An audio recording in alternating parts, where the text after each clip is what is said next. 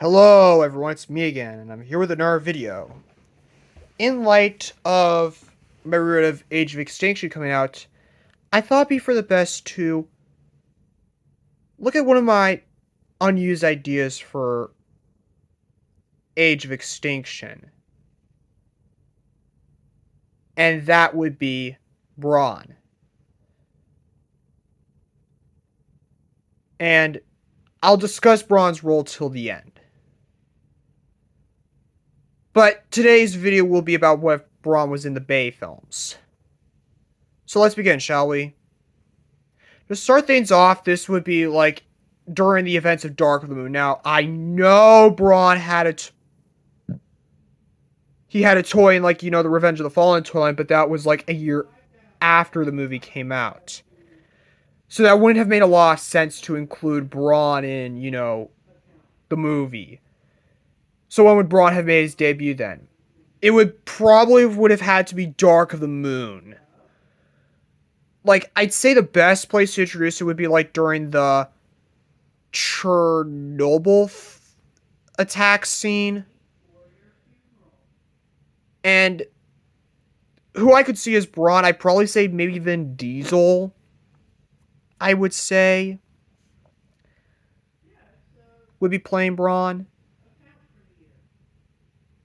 And of course, during the highway chase, Braun likely would have been there. And when Sentinel turns his back on the Autobots, he would be there along with Ironhide. It would warn Ironhide about, Sentinel's attack, which would have led to Ironhide facing Sentinel, which would still end with his death. Same thing with Skids and Mudflap, who probably would have died before Ironhide. I think. I don't know, but they probably would. And then, not much of the movie would change afterwards, other than Braun would have been one of the Autobots captured during the No Prisoners Only trophy scene. And then afterwards, he would have been there with the surviving Autobots at the end. And then we move on to Age of Extinction, where he would be the new big guy of the Autobots, replacing Hound, since Hound was like a mix between Bulkhead, Brawn, and Cup. So Brawn replacing Hound makes sense. And when he is, mourning the Autobots, Ratchet, Leadfoot, and Sideswipe, it's more meaningful because he at least knew who they were. And of course, we may see a cameo from an Autobot like Cliffjumper to reference the fact that Brawn and Cliffjumper were the only new additions to the movies in Bumblebee. It'd be kind of like that. And then during the scene where the final battle is taking place, a lot of the chaos would be toned down because of Brawn replacing Hound for obvious reasons. And then moving on to the last night, where he wouldn't become the new medic. Instead, that would likely have been another character.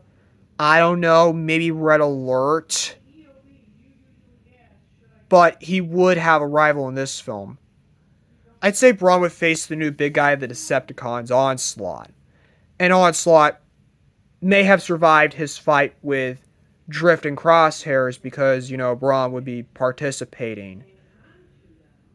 However, Mohawk and Dreadbot would, of course, still be killed.